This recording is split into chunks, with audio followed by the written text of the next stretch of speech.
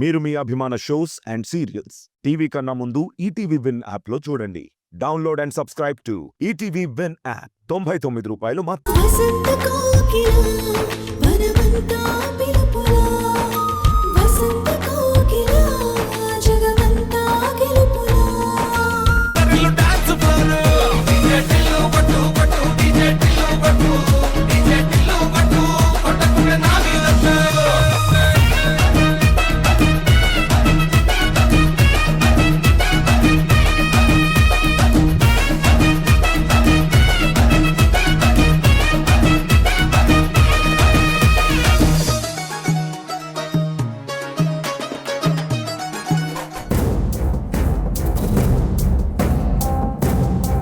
ఎందుకు ఆపారు? ఎగరండి. మీకు ఎవరి కోసం పట్టింపు లేదు కదా. ఫ్రెండ్ని అరెస్ట్ చేసి పోలీస్ స్టేషన్కి తీసుకెళ్తే మీరింట్లో పాటలు పెట్టుకుని డాన్సులు చేస్తారా? అయ్యో సంధ్య, నన్ను అపార్థం చేసుకుంటున్నావు. ఈ డాన్సులు వేస్తున్నది ఆనందంతోనో ఉత్సాహంతోనో కాదు, బాధ నుంచి బయటపడాలన్న ఆలోచనతో. ఇప్పటి వరకు ఒంటరిగా హాల్లో కూర్చొని ఎంత ఏడ్చానో నాకు మాత్రమే తెలుసు. ఏడ్చి నీరసం వచ్చి కొంచెం ఎనర్జీ నింపుకోవడానికి పాటలు చూస్తున్నానే తప్ప, ప్రాణ స్నేహితుడు కష్టాల్లో ఉంటే సంబరంతో డాన్సులు వేసే సైకో కాదు ఈ సూర్య. మీ నటనని నమ్మడానికి నేనేం ఆకాష్ని కాదు. పోలీస్ స్టేషన్కి వెళ్ళావా సంధ్య? ఆకాష్ ఏమంటున్నాడు? సెల్లో పెట్టారా, లేక అన్నయ్య కాబట్టి స్టేషన్లో కూర్చోబెట్టి మర్యాదలు చేస్తున్నారా? అలా మర్యాదలు చేసేవాడే అయితే ఇంటికొచ్చి అరెస్ట్ చేయడు. ఆ మాత్రం తెలీదా మీకు? పరామర్శలు చేస్తుంటే సమాధానం చెప్పాలి కానీ ఇలా సీరియస్ అయితే ఎలా? అవును, ఆకాష్ నా గురించి అడిగాడా? నేను రాలేదని బాధపడ్డా? ఆయన బాధపడాల్సిన విషయాలు ఇంకా చాలా ఉన్నాయి. Yeah, correct. ఇందుకీ ప్రతాప్ మర్డర్ ఎలా జరిగిందంట? విక్రమ్ ఏమైనా డీటెయిల్స్ చెప్పాడా? కత్తితో పొడిచాడా లేక గన్తో కాల్చాడా? ఆకాశం వదిలిపెట్టడానికి కనీసం బెయిల్ అయినా వస్తుందన్నాడా లేక అది కూడా కష్టం అని చెప్పాడా? మాట్లాడు సంధ్య. స్టేషన్కి వెళ్ళొచ్చు కూడా సైలెంట్గా ఉంటే అలా? నాకు మిలిటరీ రూల్స్ గురించి తెలుసు కానీ పోలీస్ రూల్స్ గురించి పెద్దగా తెలియకే కదా అడుగుతున్నాను. రూల్స్ తెలిసినా మీరేం సాయం చేయరని నాకు తెలుసు. అయినా ఎందుకు నా సమాధానం కోసం అంత ఉవ్విళ్ళూరుతున్నారు? అంటే నా బెస్ట్ ఫ్రెండ్ అరెస్ట్ అయ్యాడు కదా, ఆ మాత్రం పట్టించుకోకపోతే నువ్వు అపార్థం చేసుకుంటావని. ఆల్రెడీ అర్థమైన మనిషి గురించి కొత్తగా అపార్థం చేసుకోవడానికి ఏముంది? ఈ అర్థం పరమార్థం గురించి తర్వాత మాట్లాడుకోవచ్చు కానీ అసలు హంతకుడు ఎవరో తెలిసిందా? విక్రమ్ కనిపెట్టగలనని చెప్పాడా? చెప్పాడు. ఆ హంతకుడు ఎవడైనా సరే, ఏ మూల దాక్కున్నా సరే పట్టుకుని తీరుతానని చాలా కాన్ఫిడెంట్గా చెప్పాడు.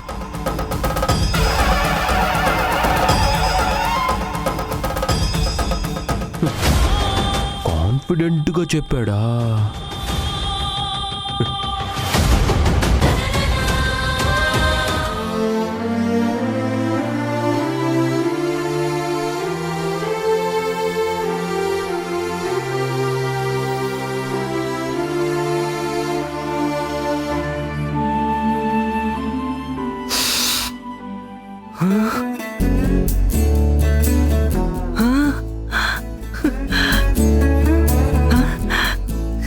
మసాలా టీ తీసుకో బాబ్జీ.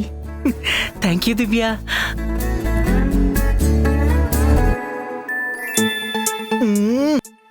వా దివ్య, ఇది నువ్వే చేసావా? చాలా బాగుంది.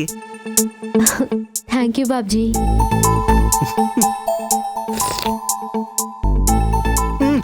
నువ్వు చాయ్ ఇంత బాగా చేస్తావని నాకు తెలియదు దివ్య. ఇలా అయితే రోజు చేయొచ్చు కదా. ఒక్క సిప్ తాగ్గానే నీరసం మొత్తం ఎగిరిపోయింది. ఎనర్జీ డ్రింక్ తాగినంత ఉత్సాహంగా ఉల్లాసంగా ఉంది. చాలు బాబ్జీ, ఇంతకు మించి పొగడుకు, నా వల్ల కాదు. ఎందుకా దివ్య? ఇలాంటి టీ తాగితే రోజంతా పొగిడినా తప్పేం లేదు. అయితే నువ్వు పొగడాల్సింది నన్ను కాదు, పండుని.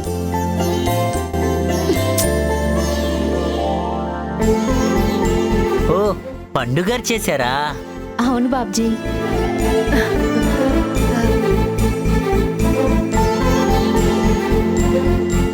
కూర్చో. ఏ పని చేయొద్దని చెప్పినా వినకుండా టీ పెట్టి ఆ క్రెడిట్ నన్ను తీసుకోమంది. కానీ నువ్విలా పొగుడుతూ ఉంటే సిగ్గుగా అనిపించి నేనే నిజం చెప్పేశాను. నా కష్టం మొత్తం వృధా అయ్యింది.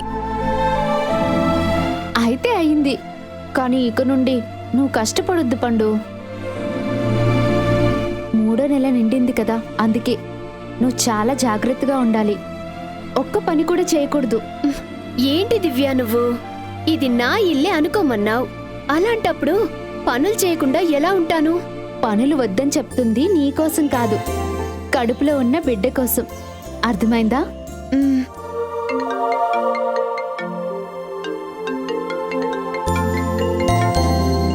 హలో,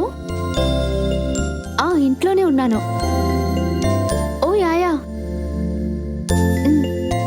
రెడీనా? వస్తున్నాను. ఎప్పటి నుంచి? ఓకే. దివ్య చెప్పింది నిజం. ఇంట్లో పనులు చేయటానికి నేను దివ్య ఉన్నాం కదా, హ్యాపీగా రెస్ట్ తీసుకో. సరే అయితే నేనొక పని చెప్తాను, చెయ్యి. షూర్, చెప్పు, నేనేం చెయ్యాలి? రేపు ఈవినింగ్ నువ్వు ఆఫీస్ నుండి ఇంటికొచ్చేటప్పుడు బుట్టెడు మల్లె పువ్వులు, 3 బాక్సుల స్వీట్స్, 6 రకాల ఫ్రూట్స్ తీసుకునిరా. అవన్నీ ఎందుకు? ఇంట్లో ఏదన్నా పూజ చేస్తున్నారా? కాదు, నీకు దివ్యకి రేపు ఫస్ట్ నైట్. ఆ? ఏంటి ఫస్ట్ నైట్? అలాంటివి వద్దు. ఇలా మాట్లాడనని ఒట్టేశావు, మర్చిపోయావా? అది కాదు పండు, నేను దివ్యని. ఇంకేం చెప్పొద్దు. రేపు ఈవినింగ్ నేను చెప్పినవన్నీ నువ్వు తీసుకొని వస్తున్నావు, అంతే.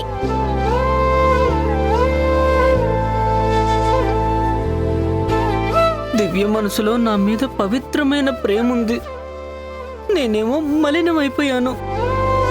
అందుకే ఇదంతా ఇష్టం లేదు. ఈ విషయం పండుకి ఎందుకు అర్థం కావట్లేదో ఏమో.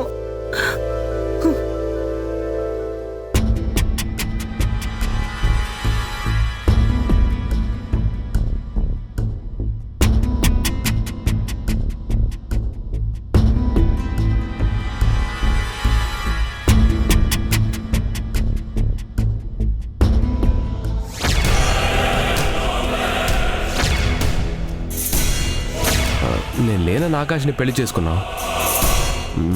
ఇప్పుడు ఆకాష్ వెళ్ళిపోయాడు కదా, అంటే మళ్ళీ నన్ను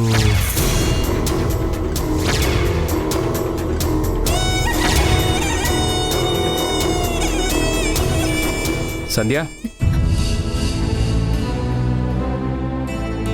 రెండో భర్త గురించి ఆలోచిస్తూ నువ్వు ఆకలి మర్చిపోయి ఇక్కడున్నావు. కానీ నాకు మాత్రం కడుపులో ఎలకలు కథకళి చేస్తున్నాయి. అంటే అవి కూడా ఆనందంతో డాన్స్ చేస్తున్నాయని కాదు, ఆకలేస్తుందని కామెడీగా చెప్పాను. ఏమైనా వండేవా లేక బయటికి వెళ్ళి తినాలా? వద్దులే, ఇంట్లో ఫుడ్ ఉండగా బయట రుచి మరగటం బాగోదు కదా, అందుకే అడుగుతున్నాను.